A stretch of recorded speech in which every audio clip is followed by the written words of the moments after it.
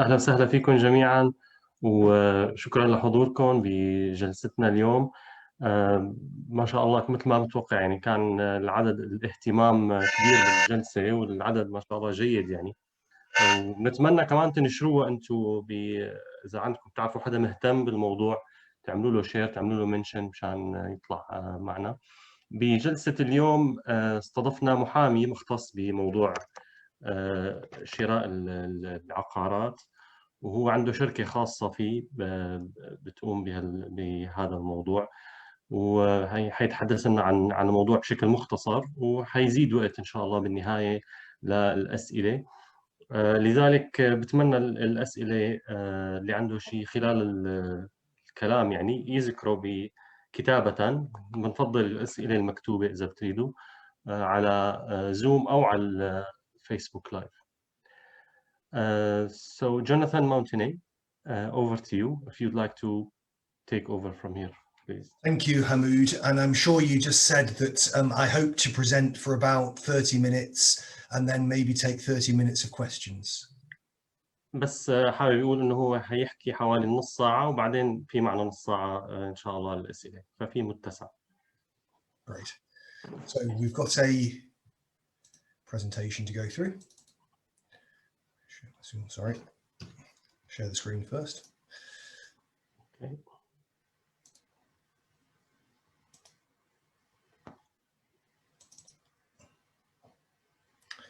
So that can be seen, Hamoud, yeah? Yes. Right. So the first point I wanted to make is that we are talking about one of the three jurisdictions within the United Kingdom. النقطة الأولى اللي بدي أوضحها إنه هو حيحكي عن منطقة من المناطق الثلاثة القضائية، يعني من الناحية القضائية في المملكة المتحدة. So England and Wales has a different legal system to Scotland and Northern Ireland, and English and Welsh lawyers like myself can only act in England and Wales. We can't act in Scotland or Northern Ireland. فإذا إنجلترا وويلز هن نظام قضائي مختلف ومستقل عن اسكتلندا وشمال إيرلندا، والمحامين اللي مثل جوناثان اللي هن مؤهلين للعمل في إنجلترا وويلز بيقدروا يشتغلوا بس بإنجلترا وويلز، لا يحق لهم العمل في اسكتلندا أو شمال إيرلندا. Between England and Wales, there are some minor differences in tax, and in Wales, transactions are generally conducted in both English and Welsh, but other than that, England and Wales are the same. حتى بين إنجلترا وويلز في بعض الاختلافات من بعض النواحي، منها الضريبة، بالإضافة إلى أنه بويلز كل الأوراق الرسمية بتكون باللغتين الإنجليزية واللغة الويلزية، ويعني على عدا هذا ما في اختلاف كبير بين الاثنين. Good, thank you. So just to speak a little bit about the basis of English and Welsh land law. نتحدث قليلا أول شيء عن الأسس التي قام عليها قانون الأراضي في إنجلترا وويلز. The English legal system dates back nearly 1,000 years to the last time England was successfully invaded by William the Conqueror in 1066. يرجع قانون الأراضي، أو عفوا النظام القانوني الإنجليزي بشكل عام، عمره حوالي 1000 سنة أو أكثر بجوز، يعود إلى آخر مرة احتلت فيها إنجلترا على يد ويليام ذا كونكرر أو ويليام الفاتح الغازي بسنة 1066. The Normans brought with them the concepts of English land law, and in particular the idea of a landlord and a tenant.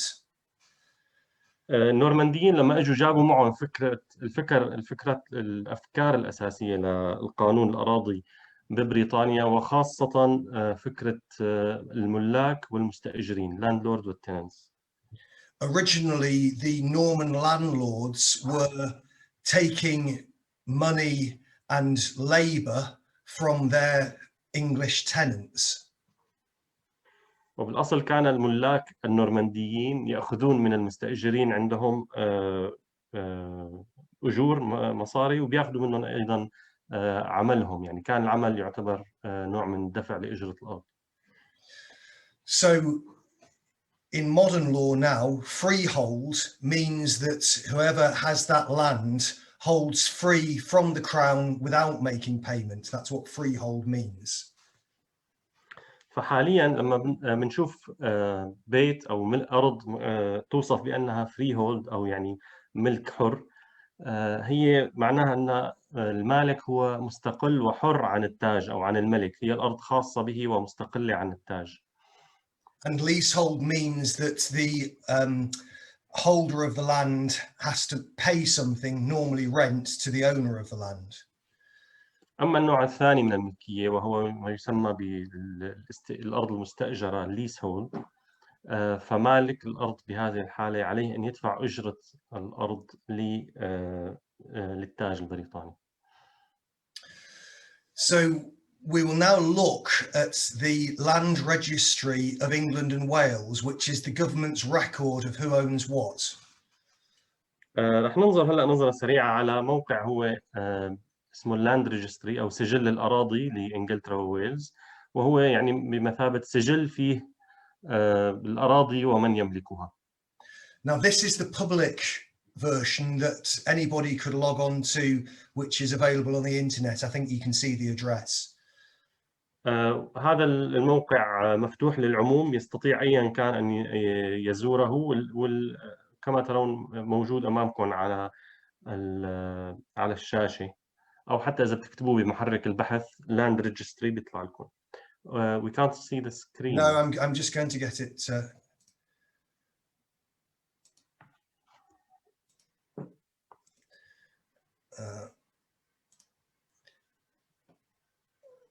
Yeah, that's right. I'm quite sure it's doing what I want, but this is the solicitor version of the same thing. It's simply easier for me to use. هاي نفس الموقع، ولكن النسخة اللي بيستخدموها المحامين هي مثلها، ولكن هي بلاقيها هو أسهل يتعامل معه. So I will demonstrate how this works. رح اشرح لكم كيف هذا الموقع يعمل، يعني كيف تستخدموه أو تحصلوا معلومات منه. Hamoud, I got a postcode off you the other day. Do you think a participant will want to volunteer a postcode, or shall we just guess one? Or I mean, I can use M23 postcodes. Can you use this postcode? Yeah, we do yours. Yeah, M23. All right. So M23 0EG. 0EG.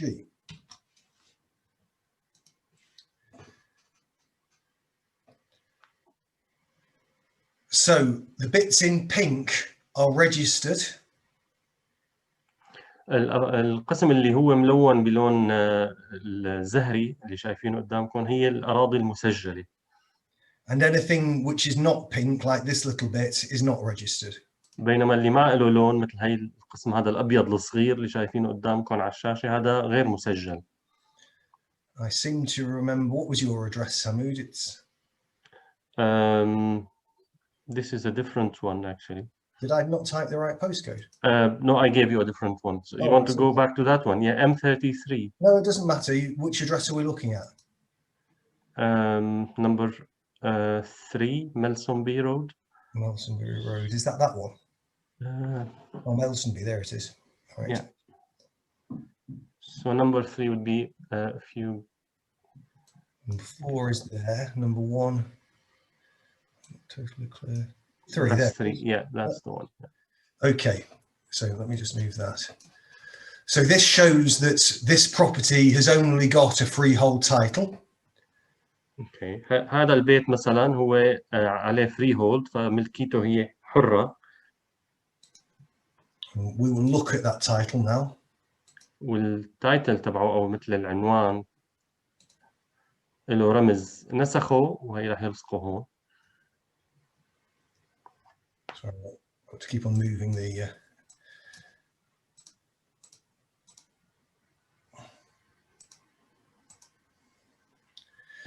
This shows the documents that are registered against this title. نعم، بيظهر لكم قائمة بالوثائق الرسمية المسجلة لهذا العنوان أو لهذا البيت. There will always be the title and the plan, which are the basic documents. دائما في شغلتين، المخطط بلان والريجستر أو السجل. And then other documents which might be relevant will be listed as well. In this case, there is a 1989 conveyance, which has got significance to these entries in the register. وأيضا في أشياء أخرى ذات أهمية، مثل بعام 1989 تم نقل الملكية، وهي الرموز لها علاقة أو مهمة لهذا العنوان، لهذا العقار. Now, we don't need to look at the plan because we've seen the map. ما بنحتاج نشوف المخطط لأنه شفناه على الخريطة. And these cost some money to look at. So. وهدول كلهم بفلوس، بس هو لأنه عنده حساب يعني فيفتح. أنتم بتكون لازم تشتروهم. If they want to view them individually, they have to pay for each one, right? Each one costs £3. Yes, that has just cost us £3, but we have an account, so I didn't have to pay. كل تقرير من هدول بكلف النظر أو الاطلاع عليه £3. And a register is organised in 3 parts. The first part describes the property, which is here. يتألف الريجستر أو السجل من 3 أقسام. القسم الأول يصف العقار، وهو هذا القسم الأول. And this, for instance, refers to that conveyance and says it has a provision about boundary structures. This will almost certainly mean that the neighbours have agreed who pays for the fences.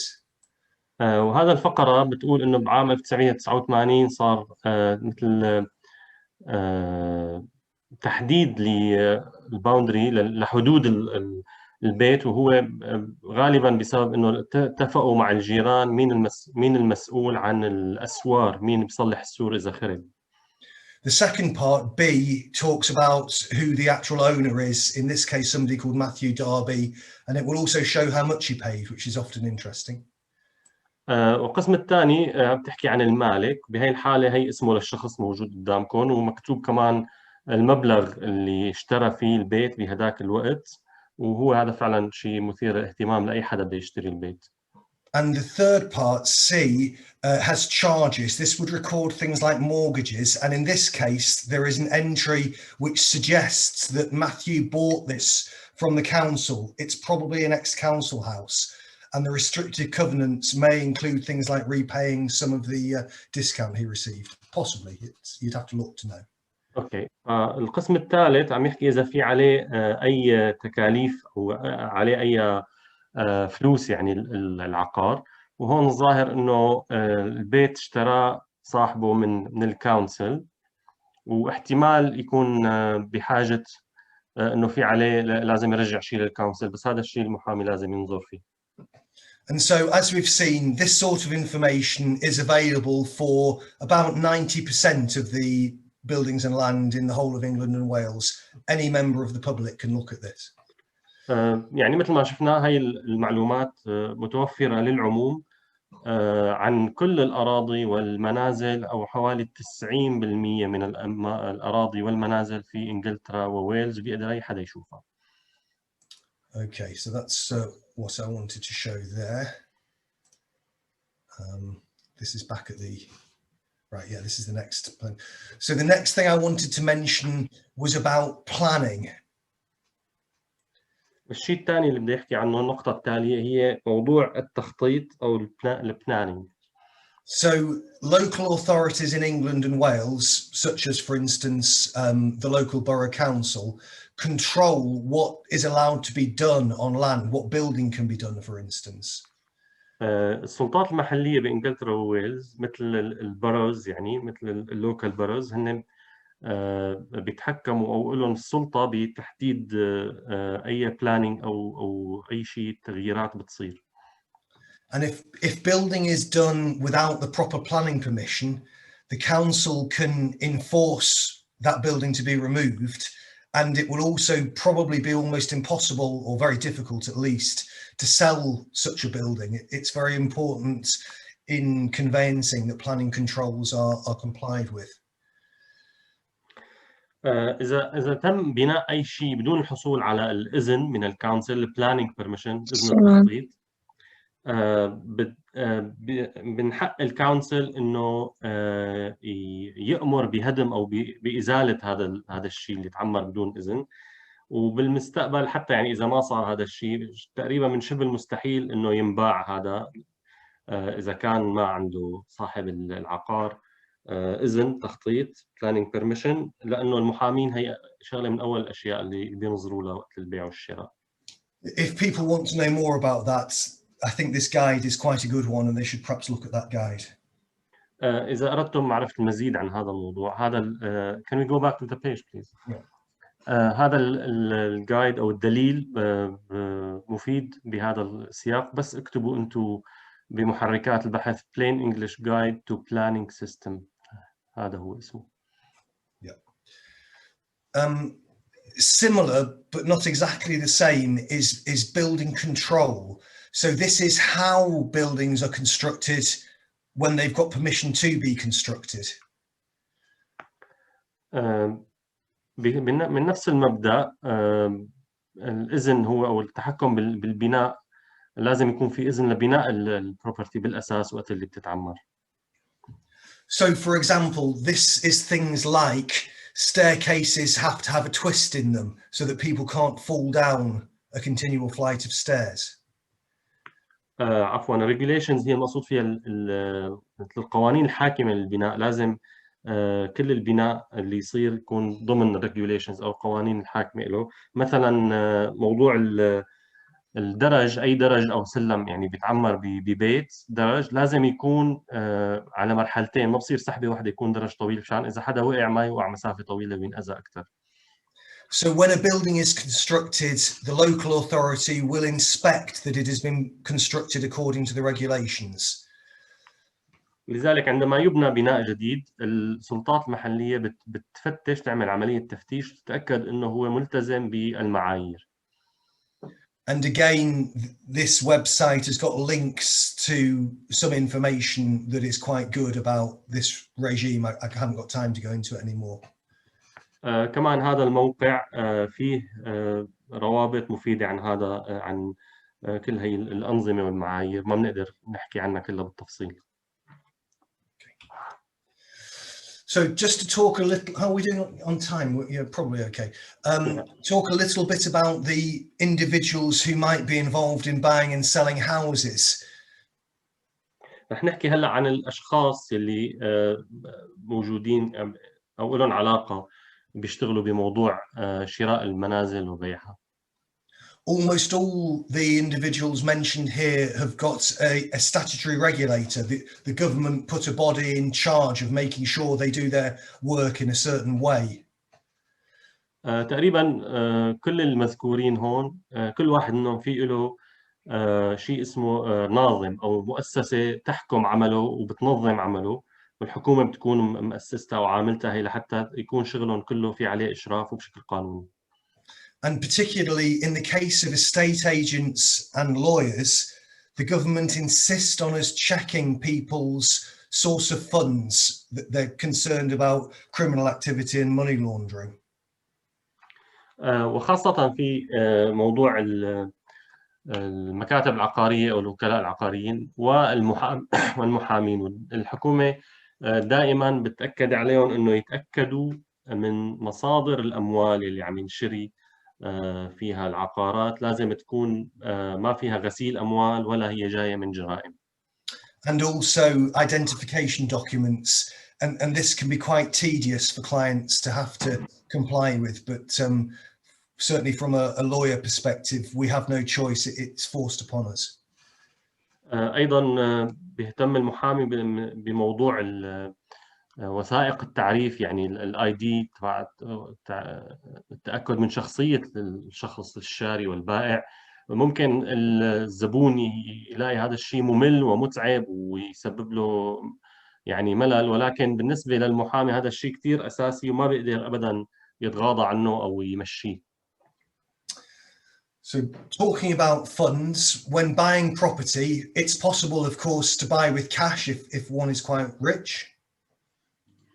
نعم، لشراء العقارات في طريقتين. طبعا أول شيء طريقة هي ممكن الواحد يشتري كاش إذا كان يعني من الأغنياء أو الأثرياء.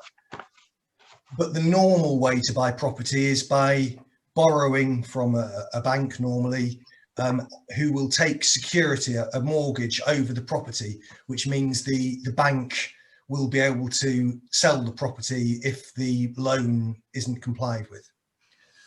ولكن الطريقة الأكثر شيوعاً إنه الناس بتاخذ قرض من بنك، وهذا البنك بيعمل شيء اسمه مورجج. المورجج هي معناها إنه إذا المشتري ما وفى بدفع الأقساط اللي عليه، البنك له الحق بإعادة بيع البيت لتحصيل حقه منه.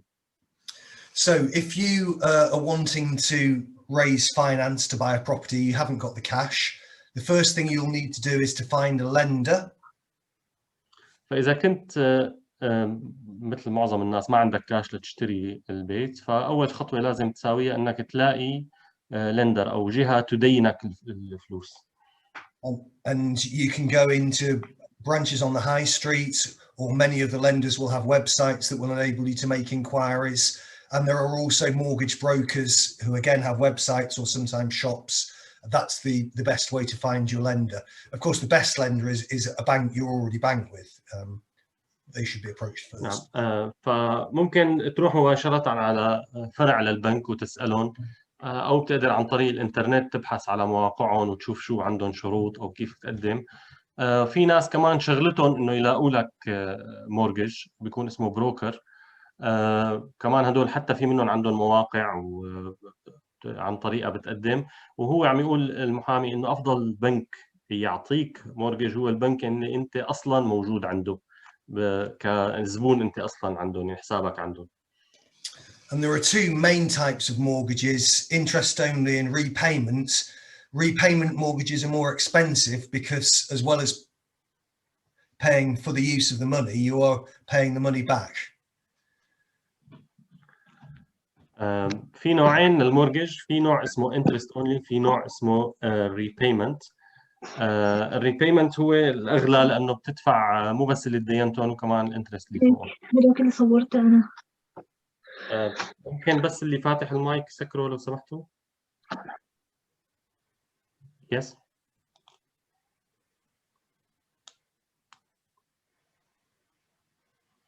Yes, Jonathan.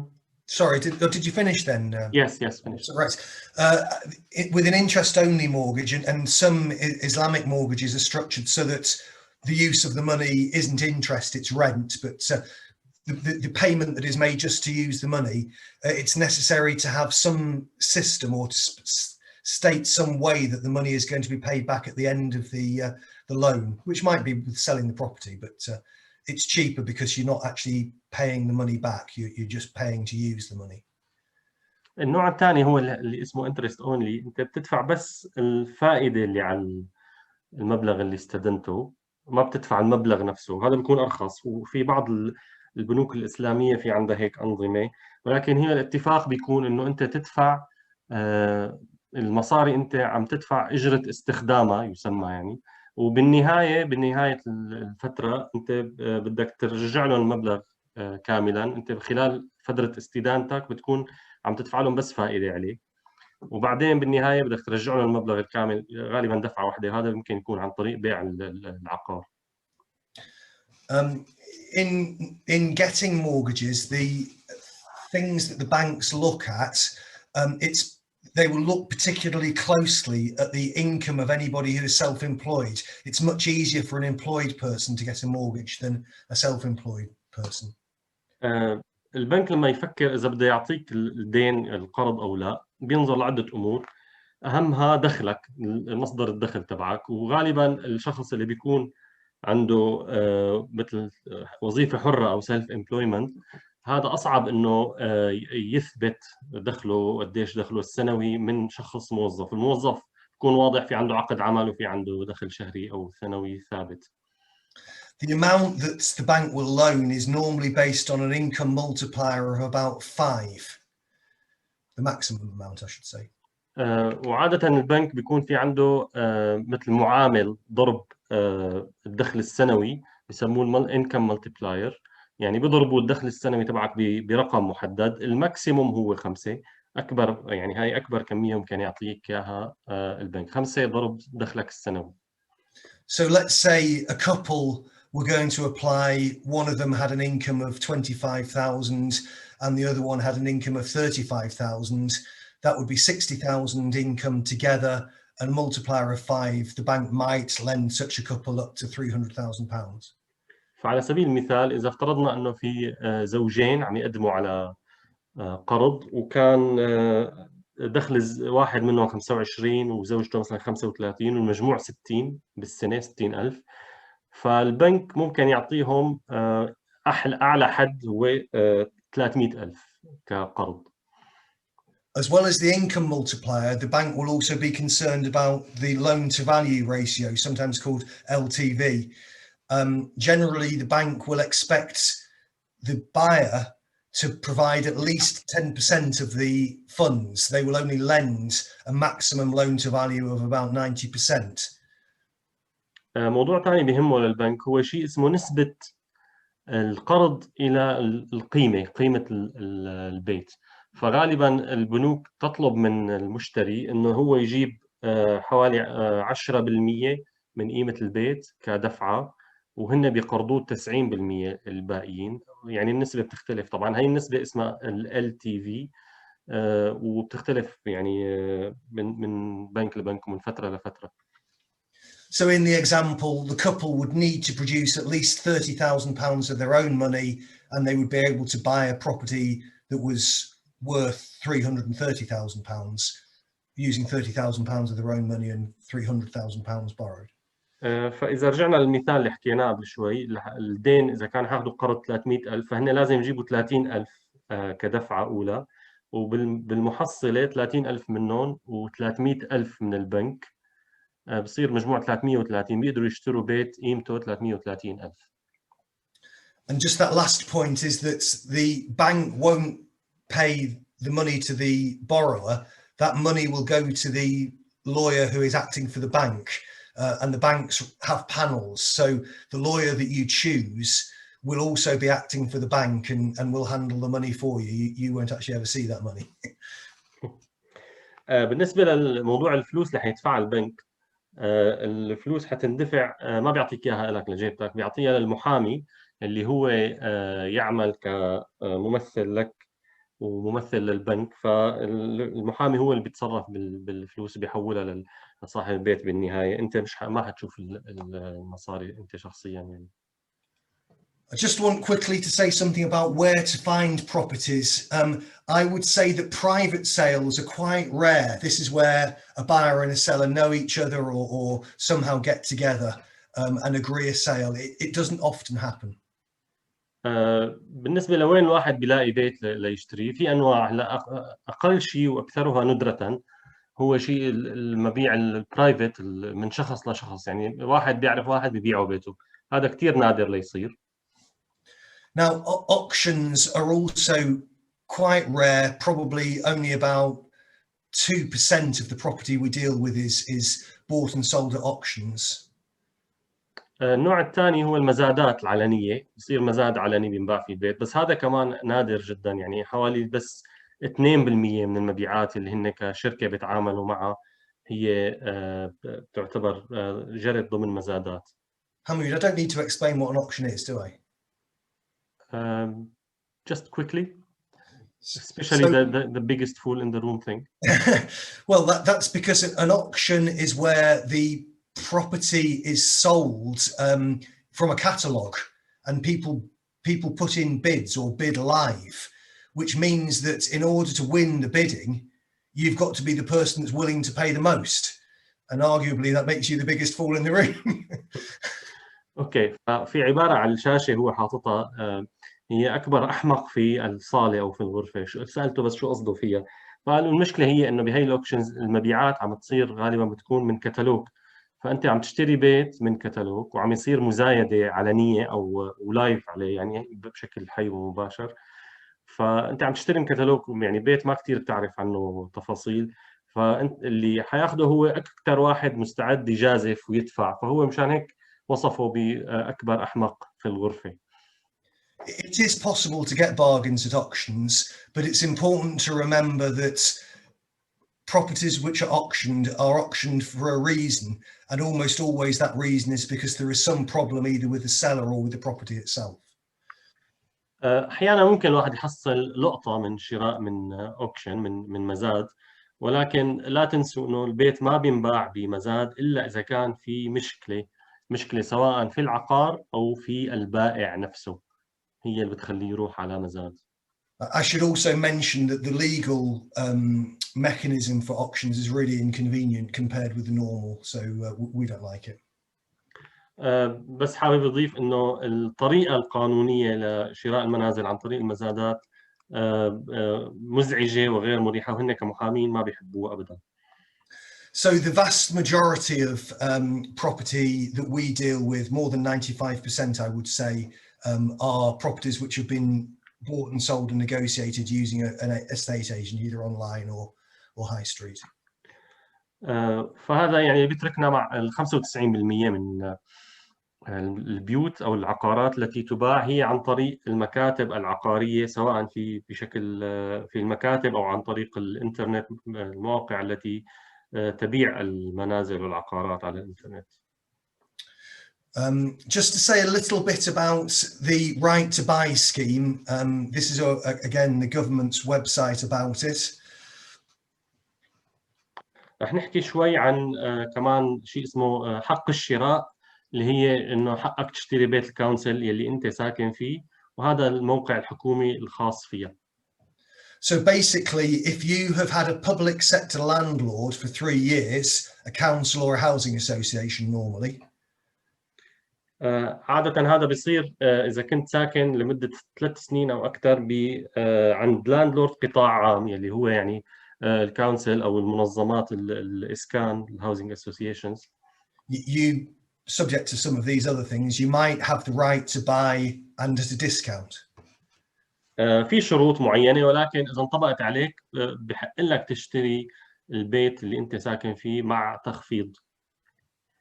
And this website goes into that more if it's of interest to you, if there's a tool and things there. We don't get involved in the negotiation of it, but we would be involved in the conveyancing. Again, about 5% of the conveyancing we do is right to buy. It's not uncommon.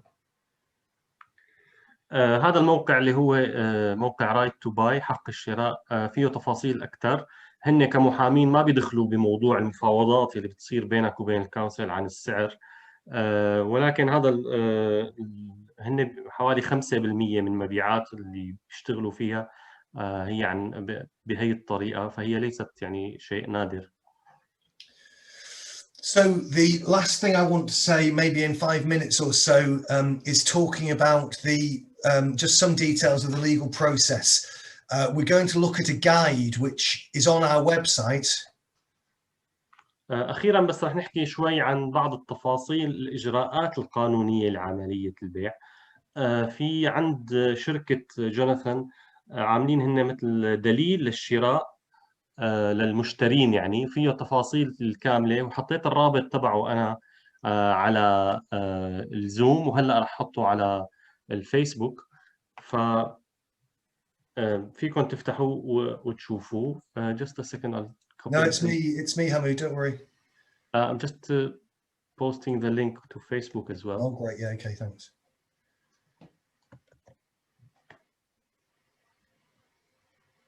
Well, actually, it's not that one I want to use, is it, anyway?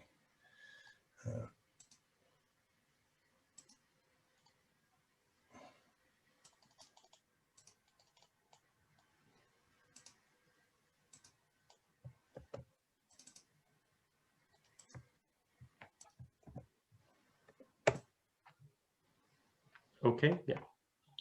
Great. So this is the guide. نعم، هذا هو الدليل، دليل المشتري يعني اللي عملته شركة جوناثان ماونتينيه. And this goes into some detail of the legal process. وفيه بالتفصيل تفاصيل عملية الشراء. So it talks about finding a property through an estate agent. بيبدأ بالبحث أو العثور على عقار عن طريق مكتب عقاري. And how the estate agent will describe any deal which is agreed between a buyer and a seller in something called a Memorandum of Sale. وكيف إنه مكتب العقاري بيقدم وصف لأي اتفاق بيصير بين بايع والشاري بشيء اسمه مذكرة بيع Memorandum of Sale. And the Memorandum of Sale will contain the names of the lawyers that the buyer and the seller are using, and that's how the lawyers get involved. That's the entry of the lawyers to the process. وهي Memorandum of Sale هي بتحتوي أسماء المحامين يلي اختارهم البائع، المحامي اللي اختاره البائع والمحامي اللي اختاره الشاري بينذكر فيها، وهون بقى بيدخلوا المحامين على الخط. And then between the Memorandum of Sale and the first real part of the legal process, which is the contract, there is this investigation stage, which usually lasts about a month, sometimes a bit shorter, sometimes a bit longer. This is when the buyer investigates the property that they have agreed in principle to buy, but at that stage they aren't committed. ما بين مذكرة الشراء Memorandum of Sale والخطوة الحقيقية في شراء البيت اللي هي العقد، توقيع العقد، في فترة هي فترة مثل التحقيق أو البحث عن تفاصيل عن البيت. هي بيقوم فيها الشاري، بيبحث وبيسأل عن العقار اللي بده يشتريه، عن تفاصيله، عن مشاكله، عن إذا عليه أي شيء. هاي الفترة بالطول وبتقصر حسب العقار وحسب وضع الشاري وهيك. حوالي الشهر، ممكن تاخذ أكثر من هيك. Could you translate those paragraphs now, please, Hamid? اوكي، هلا هو بده يعني يترجم لكم 4 باراجرافات من الجايد، من الدليل. رح اقرا لكم اياهم انا من عند البايرز. غالبا يقوم المشترون باجراء تحقيقات قانونيه اخرى عن العقار، وهي لا تتضمن البائع، وهي منها ما يسمى بالسيرشز او البحث من هيئات حكوميه عندها، يعني بتبحث انت من تطلب من هيئات حكوميه تعطيك تعمل بحث عندها وتعطيك تفاصيل عن هذا البيت. لو سمحتوا يا جماعه اللي فاتح المايك اذا بيسكروا اذا بتريدوا. اي بعض اللوكال اوثوريتيز، السلطات المحليه، بتطول فيه، بتاخذ حوالي 4 أسابيع لحتى يصدروا لك هذا البحث اللي انت طلبته، مثل اللي شفناه قبل شوي البحث اللي صار. هذا بياخذوا عليه 4 أسابيع احيانا ليطلع من الكونسلز مثلا. اعطيني مثال هون انه ستوكبورت تاخذ حوالي 2 أسبوع، وهذا شيء جيد يعني. بس هذا الوقت مهم لانه يعني كله عم يروح من وقتك كمشتري. ولكن من حق البائع، عفوا المشتري، انه يعمل شيء اسمه تأمين على اي شيء بيصير، انه مثلا نتائج عدم اجراء السيرشز، البحث، وهذا قد يكون خيار افضل وارخص من اجراء البحوثات هي. كمان يمكن للمشتري انه يقوم شخصيا ونفسه، يعني يروح على البيت ويتفقده ويقدر قيمته.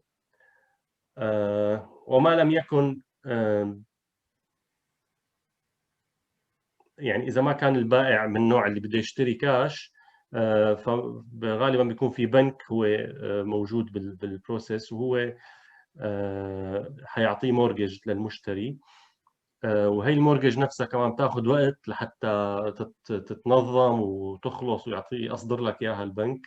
كمان هذا الشيء بيلعب دور بتأخير عملية الشراء.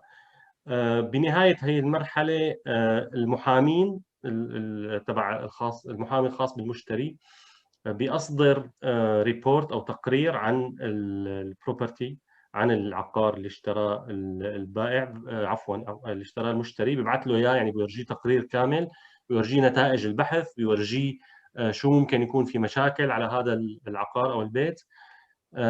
اذا كان كل شيء واضح فبينصحه اللوير انه يمشي بالموضوع.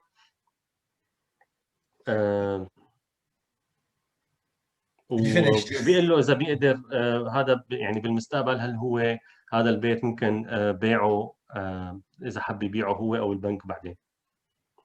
Great, thanks, Hamoud. So until that stage, either party can back out, and the only money they would lose would be the money they have paid for those investigations. حتى لحظة توقيع العقود الطرفين من حقهم ينسحبوا بدون أي تبعات، ما بيخسروا بهالحالة إلا الفلوس اللي دفعوها لإجراء ما هي البحث يلي حكينا عنه. After that, though, they would then normally exchange contracts which would commit both the buyer and the seller to buy the property. بعد هاي المرحلة بيصير شيء اسمه تبادل العقود exchange of contract، واللي هو معناته إنه التزم الطرفين بعملية البيع. And the contract contains the details of the price and the timing, and when contracts are exchanged, the deposit, which is normally that 10% we spoke about, has to be paid. في العقد يذكر سعر العقار اللي تم بيعه، والوقت يلي راح يتم فيه نقل الملكية، وأيضا بوقت بهي المرحلة الوديعة اللي هي الديبوزيت اللي هي حكينا عنها 10% اللي حكينا عنها قبل شوي، وقتها تدفع هي 10%. And if the buyer didn't complete as he was contracted, the buyer is likely to lose that deposit. وإذا المشتري ما أوفى بالتزاماته بعد دفع الوديعة، في احتمال إنه يخسرها إذا تراجع يعني بعدين عن اللي بده يعمله، إذا ما أوفى بالتزاماته بيخسر الوديعة، في احتمال يخسرها. Normally there is a gap of about a week, maybe longer sometimes, between exchanging and actually buying. And during that period, people make arrangements to move and to get their funds actually, the main funds actually paid over, things that they need to do to before they actually buy the property. غالبا في فترة حوالي أسبوع بين تبادل العقود والانتهاء والانتقال. هذا الأسبوع بجوز يكون أكثر، بيتم فيه إنه الواحد يجهز حاله للنقلة وموعد الانتقال وهي الأمور، كمان بينهوا موضوع دفع المبلغ الكامل من البنك للمشتري، عفوا للبائع.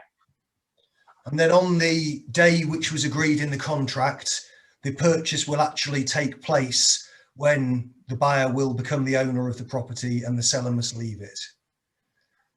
وفي اليوم المتفق عليه يتم الشراء، عملية الشراء تتم فعلا، وفي ذلك اليوم يعني بيصير المشتري بيصير صاحب البيت والبائع لا يعود صاحب البيت. And of course, when the price is paid to the seller and the seller then has that money instead. وفي ذلك اليوم أيضا يدفع المبلغ للبائع ويصبح في حسابه. After that, the buyer then registers their purchase at the land registry, which is what we looked at before.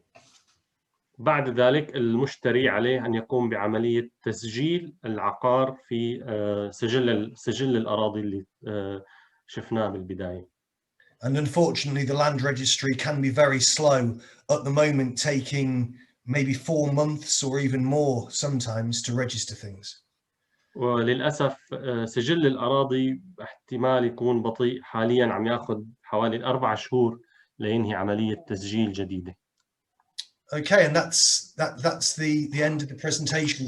40 minutes or a bit more, but still time for questions. تمام، انتهت البرزنتيشن اللي كان بده يعملها هو، وهلا رح نبدأ ناخذ الأسئلة. رح أبدأ أنا بأسئلة الزوم.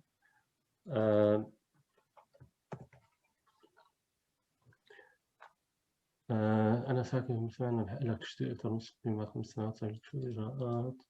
نعم، في سؤال عن شراء بيت الكونسل حكينا عنه، هو قال إنه التفاصيل موجودة على الموقع right to buy.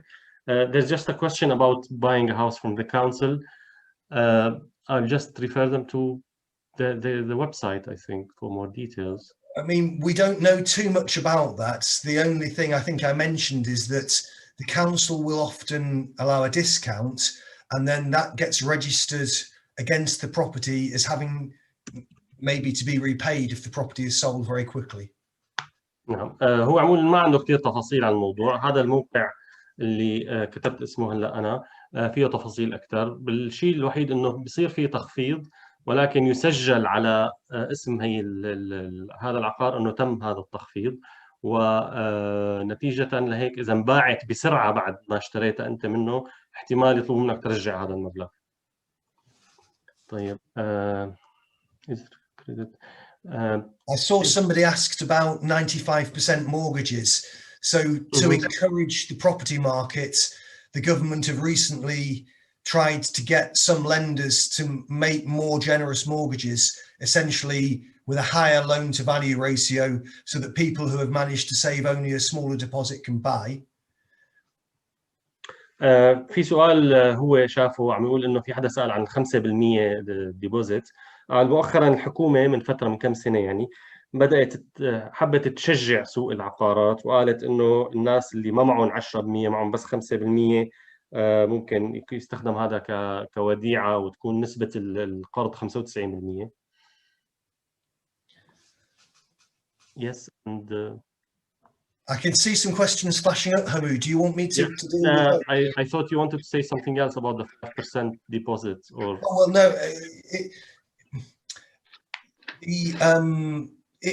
It simply makes it easier for some people to buy in some circumstances.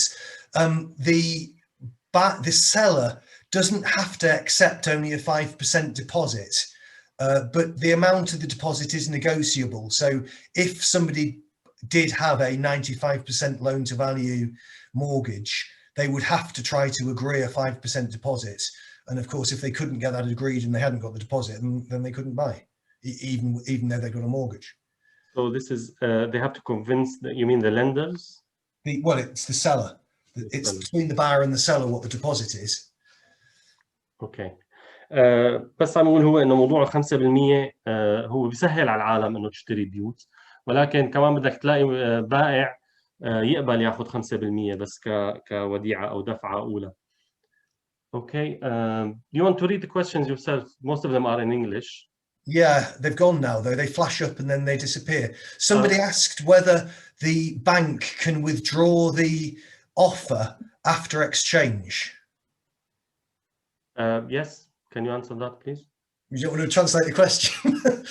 So, normally, we would draw down the funds at exchange. So, in fact, the bank wouldn't have the opportunity to do that. They would have already put in train the process of handing over the money to us when we exchange contracts. But in theory, even though they had given us the money, they could then instruct us not to buy. I have never known that to happen, but if something occurred, some new information, that could be justified, I suppose. اوكي. السؤال كان ممكن البنك يسحب عرض المورجج بعد ما يعطيك اياه مثلا، فهو عم يقول انه هن بس يقولوا للمحامي، البنك يعمل اوفر، يقول المحامي انه يمشي بموضوع اكسشينج اوف كونتراكتس، بيكونوا يعني عمليا حولوا المصاري لحساب المحامي، ويعني المحامي هو عنده اياهم. ممكن نظريا يقولوا له لا تمشي بالموضوع الشراء ويتراجعوا، بس قال هو شخصيا ما مر عليه هذا الشيء. A question: is it required to have a credit history to get a loan? Yes, it's one of the things that the bank will look for. If they can't find a credit history, they're very unlikely to make an offer. السؤال هو ضروري يكون عندك تاريخ ائتماني credit history لحتى تحصل على القرض. فهو قال ايه طبعا هي شغله من الاشياء الاساسيه اللي بينظر فيها البنك قبل ما يعطيك القرض. Is it possible to have Mr. Mounteney's contact details and company name and address, please? I'll post that. And it's on most of the documents, I think. نعم. الدوكيمنت اللي نزلتوها اللي موجود الرابط تبعها فوق، موجود فيها اسم الشركة وعنوانها وطرق التواصل معها. Does all housing associations have the option to sell their properties for the people living over 3 years? Social housing is subject to the right to buy scheme. So I think the answer is basically yes, but it may not be quite that simple. عم يقول انه السكن الاجتماعي السوشيال هاوزنج يقع ضمن هي الخطه، ولكن يعني هو يعني المفروض ينطبق على الكل، ولكن مو اكيد انه كلهم عليهم بينطبق عليهم هذا.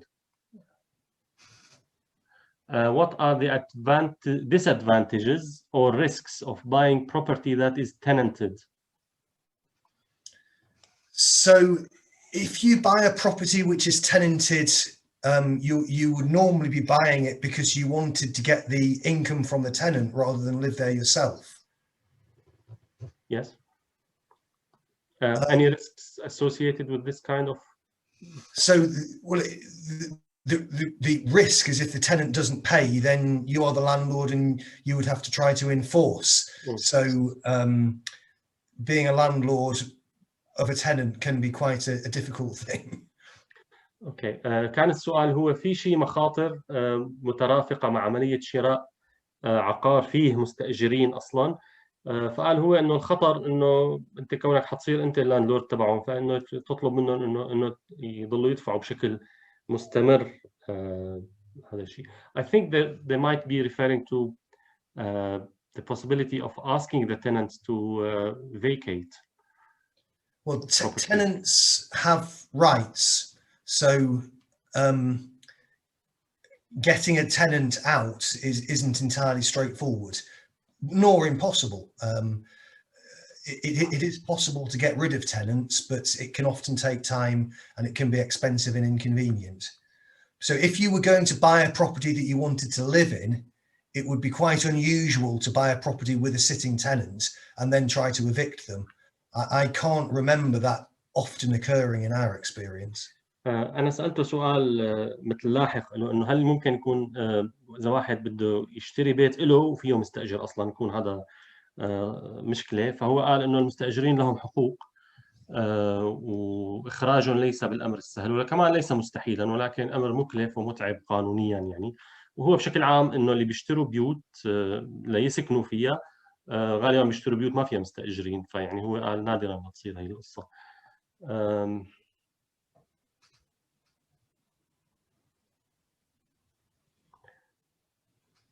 So we answered this question.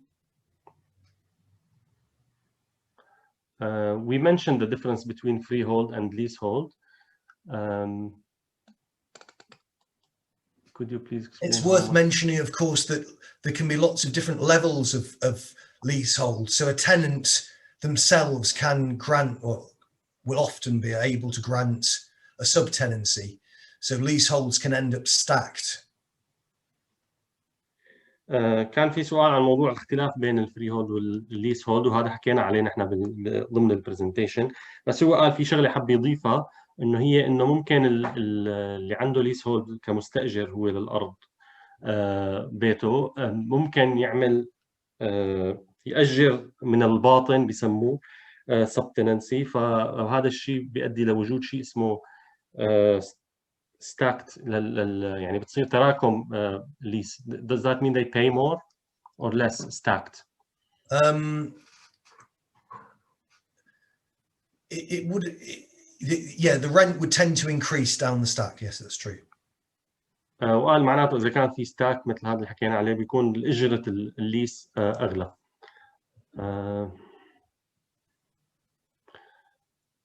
About money laundering, if the money is transferred to the UK from Syria, how can we prove that? How can you avoid problems with money laundering? And it was a property in Syria that was sold, and the money was transferred to me here. So there are three things that the conveyancer looks for. First of all, we have to satisfy ourselves that the transaction is consistent with the circumstances of the client.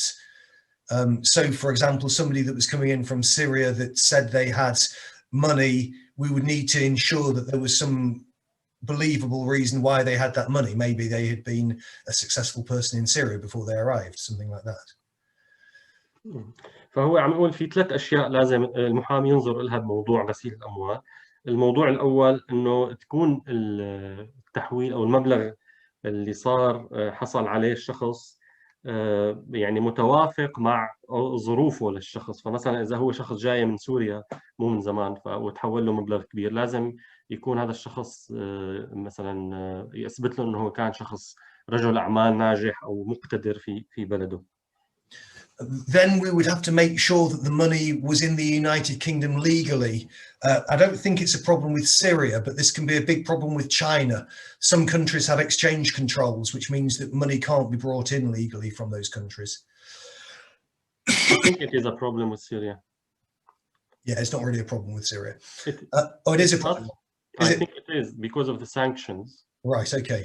Well, we would need to look into that. اوكي عم يقول انه الشغله الثانيه هو كيف وصلت المصاري على بريطانيا. اول شيء هو حكى انه يمكن بسوريا مو مشكله، ولكن في بلدان مثل الصين ممنوع تبادل او نقل المال من الصين كمال الى بريطانيا. بس بعدين انا قلت له انا بظن بسبب العقوبات اللي على سوريا تحويل الاموال من سوريا لهون ما هو سهل. And then we also need to look at the bank accounts in the United Kingdom where the money is, and in particular to look at the transactions which are going through that bank account. Typically, we would need to see at least 3 months bank account statements and sometimes up to 6 months to make sure that the transactions in that account are regular. والنقطة الثالثة بدهم ينظروا بحساب البنك اللي فيه هي الفلوس ويشوفوا العمليات اللي داخله وخارجه عليه. بدهم يشوفوا 3 شهور بنك ستيتمنت على الاقل، يشوف حسابات لمده 3 شهور ليشوفوا انه الحسابات مضبوط، انه يعني عم يستخدم بشكل مضبوط، وممكن يطلبوا لحد 6 شهور. Okay. Somebody asked a question about equity loans. Okay. Would you like to say about the idea of an equity loan or anything really to do with equity, it tends to be social housing again. And what happens is that the buyer is only buying part of the property, and essentially the remainder of the property that they're not buying, or it's not part of the property as in different rooms, it's the share of the property. Some of it is bought and some of it is rented. So it's like you buy half your house and you rent half your house. And those equity loans tend to be referred to in that context. So it only arises with social housing, and it's a way of making those properties more accessible. في سؤال عن شيء اسمه الايكويتي لون او القرض اللي له مقابل، يعني بتاخذ جزء من البيت بس بتشتري جزء والجزء الثاني بتدفع اجرته. قال انه هي غالبا بتصير ببيوت السكن الاجتماعي او الكونسل وهيك اشياء، تكون انت مشتري جزء فقط من البيت والباقي مو لك، بتدفع اجرته والجزء اللي اشتريته بتاخذ عليه قرض. How difficult it is for a self-employed person to get a mortgage, and what are the requirements? So the inquiries that the bank make are much more detailed. With somebody that's employed, they will just ask to see some months' bank statements. With somebody that's self-employed, they will have questionnaires, they will want to see more bank statements. The administration takes a lot longer and is much more difficult. For example, because I'm the director of my company, when I took a mortgage out a couple of years ago to buy a second property, I was classed as self-employed. And although I think I'm quite good at this sort of thing, it took me 6 months to get Santander to actually make me the loan. عم يقول انه السيلف امبلويد البنك بيكون كثير بده يدقق بكل التفاصيل، بده يشوف حسابات ويشوف بنك وضرائب اللي دافعها الشخص، كله نظامي، وبيكون العمليه اكثر صعوبه، بينما الموظف بس بيشوفوا راتبه.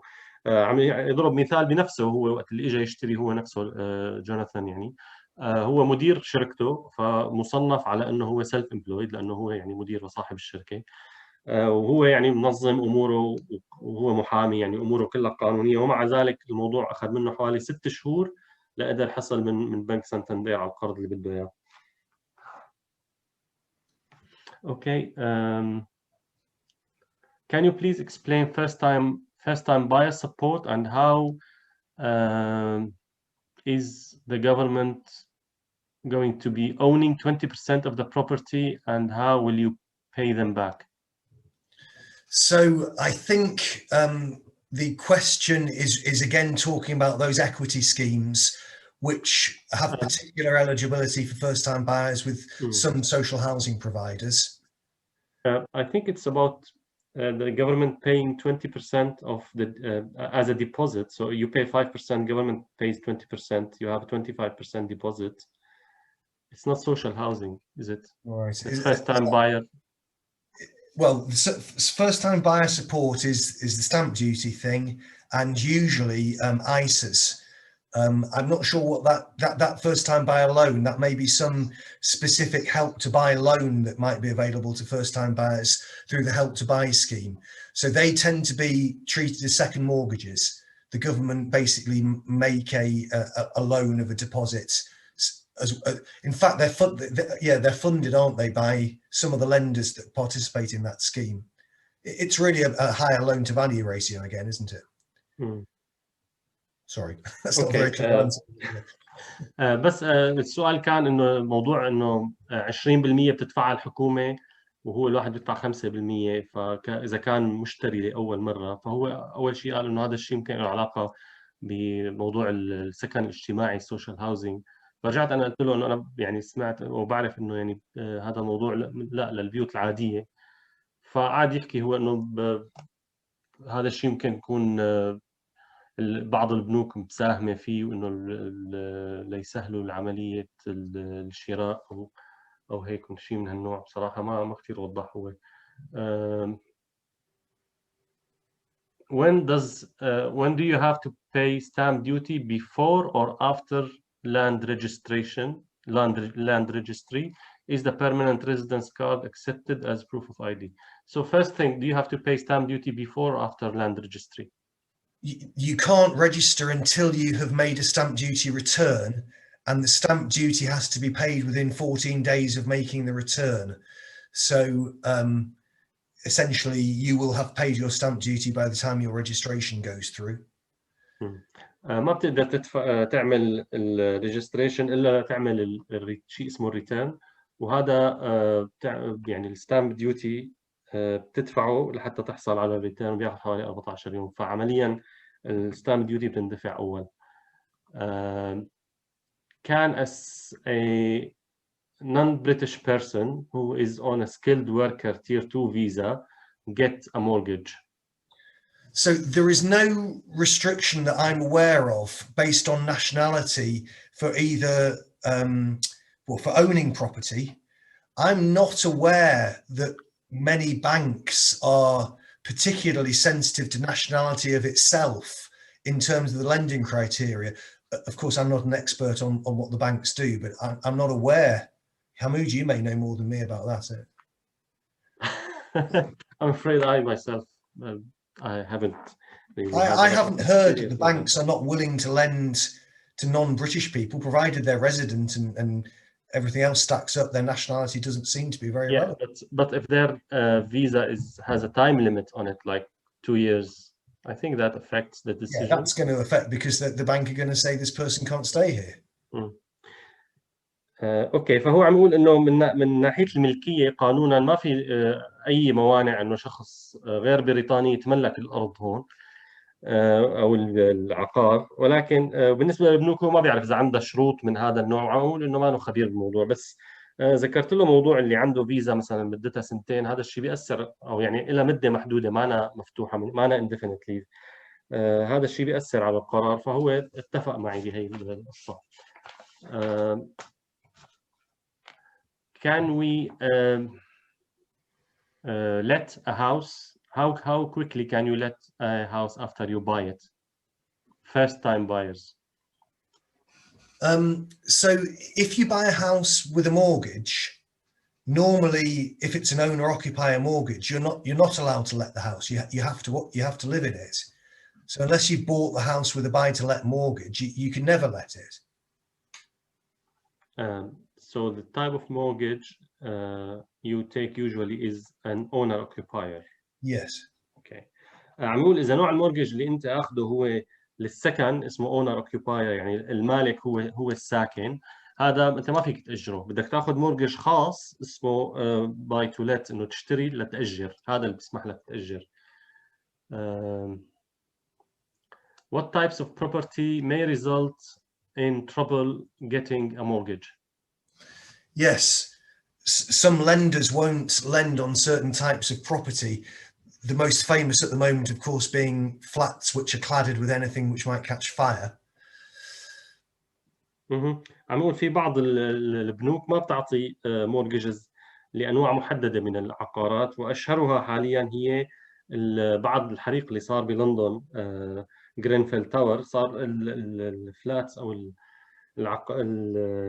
الشقق اللي من برا فيها شيء هذا قابل للاحتراق ما عاد عطوا عليها قروض. Okay.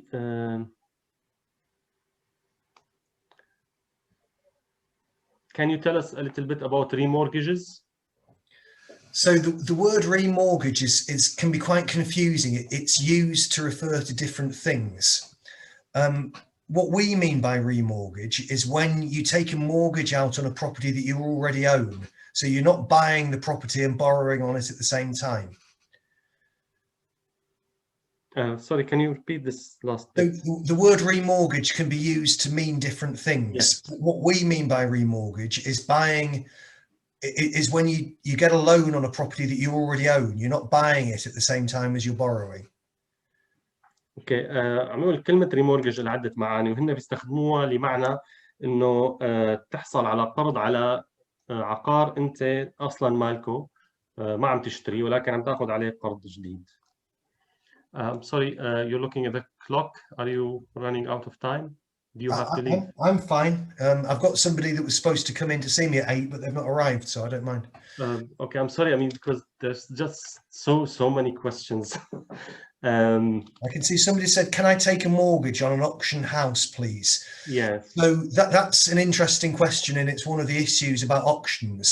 You wouldn't have time between winning the auction and buying it normally to arrange a mortgage unless you had done something pretty special with your lender. You couldn't just expect to go into the bank the day after you've won an auction and try to get a mortgage arranged in time, because normally you've only got 28 days after you've won the auction to buy.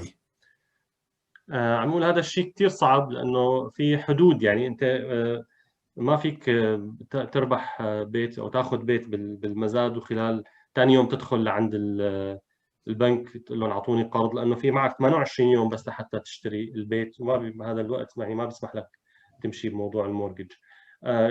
حتى just to be fair to the people on Facebook, I'll take just a couple of questions from Facebook. So far we've been only taking questions from Zoom.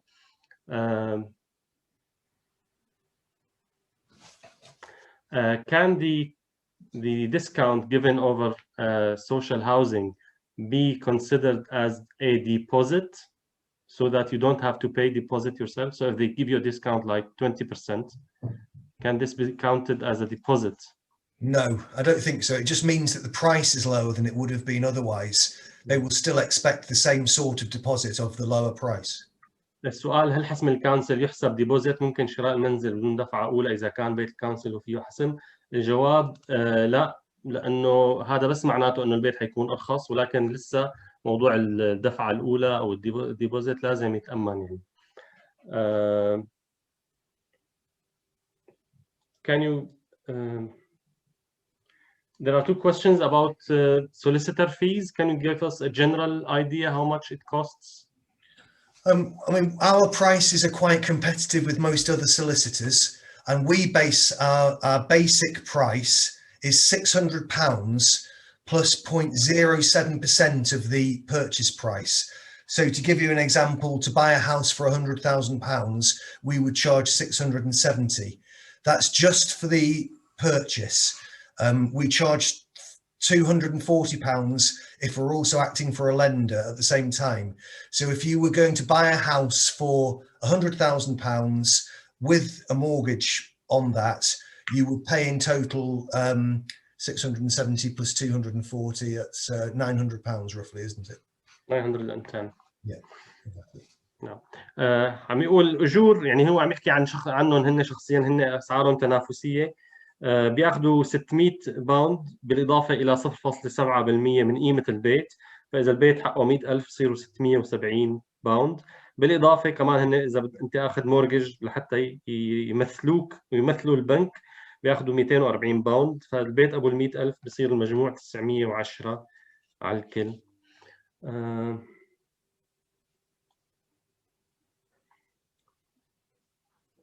The monthly payments when paying 5% deposit could be higher than payments when paying 10% deposit or the same. Well, if you had paid less deposit, you would have basically borrowed more, so it is likely to be more. But the monthly payments depend on a lot of other factors, including particularly the length of the loan. So a lot of that can be negotiated with the lender. It's not a simple question to answer. طيب كان السؤال إذا كان الواحد دافع 5% بس هل بتكون دفعاته الشهرية أعلى إذا كان دافع إذا كان دافع 10%؟ فقال نظريا إيه، لأنه أنت بتكون آخذ قرض أكبر، ولكن هذا الشيء بيعتمد على عوامل كثيرة أخرى، أهمها هو طول مدة القرض، كم سنة أنت آخذه يعني. هل يستطيع Hamoud, I'm going to have to get off within a minute or two now. Maybe okay. Questions. I think we can never satisfy everybody now because there are just too many questions. But I will just tell the people where to find more information in Arabic and finish now. And if you want to arrange another seminar another time, we could do it again. Yes, maybe. Okay. شكرا لكم جميعا. المحامي جوناثان بيعتذر لأنه هو عنده موعد كان على 8 وبده يمشي. الأسئلة كثيرة، ولكن بالنسبة للمعلومات في اللينك اللي حطيناه للبايرز جايد دليل الشاري فيكم تشوفوه. فيكم كمان تشوفوا بنحط لكم المواقع اللي حكى عنها. إذا عندكم أسئلة كثير ممكن بالمستقبل نعمل جلسة ثانية. اكتبوا لنا على الفيسبوك تعليقاتكم نحاول نشوف نرد عليها قدر الإمكان. Thank you very much, Jonathan. It's been very informative and enjoyable. Thanks. Thanks, Hamoud, and thanks for arranging it. Thanks everyone for listening. Goodbye. مع السلامة. Goodbye. شكرا لكم جميعا وتصبحون على خير. باي باي.